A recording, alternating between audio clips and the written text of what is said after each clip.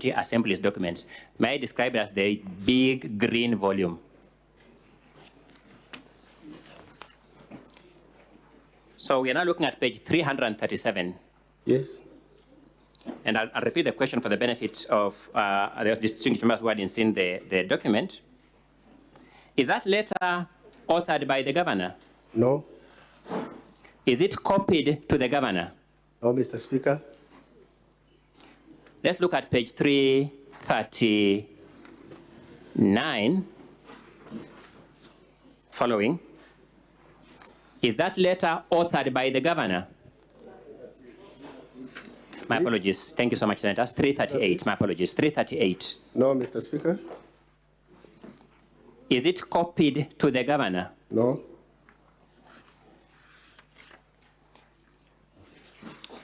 You have said, correct me if I got you wrong, that the author of this letter said that he was acting on the instructions of the governor. Did I get you right? You got me right. The body of that letter has only 3 sentences. At page 336, the body of the letter, page 336, has only 3 sentences. Yes.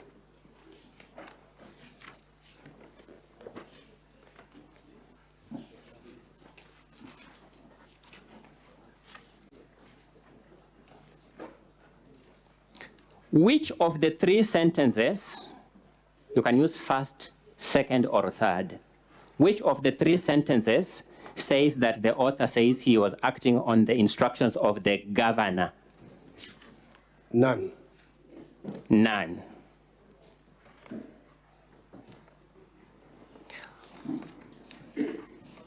If I got you right, the evidence of the compulsory leave letters is to be found at pages 336 to which page? To 338. To 338. Yes.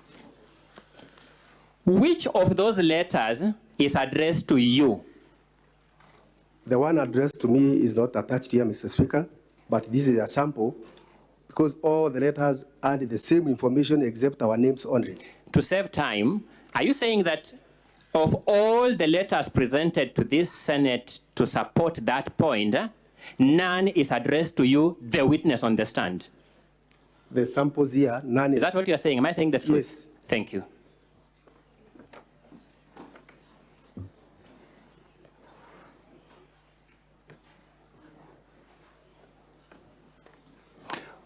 When you are employed in the county government of Meru,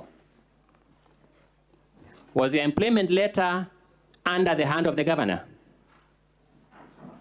The governor gazetted me, Mr. Speaker. The governor? Gazetted. Was the gazette notice under the hand of the governor?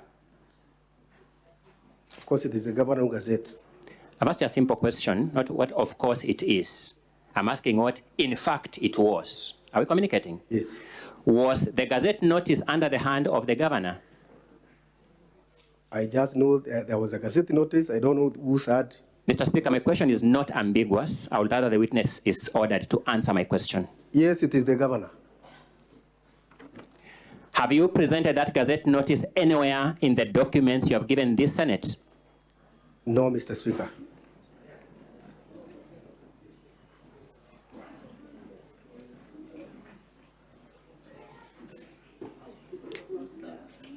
Does the governor prepare the payroll for your payment to your knowledge?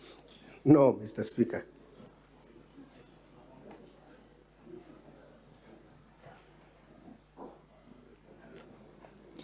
Let me just get this right. It is that person who is not responsible for your name on the payroll. It is that person who didn't author these letters at page 336 to 338. It is that person who was not copied in these letters from page 336 to 338. It is that person who didn't speak in that meeting you have just showed us on that clip that you want this Senate to impeach. Am I getting your case right? Correct. Thank you.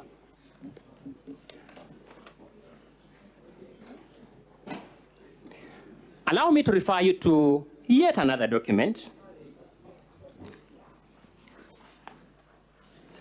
which is the ruling of the Employment and Labor Relations Court in Meru. And for ease of time, I want us to go to page 436 of volume 2 of the County Assembly's documents.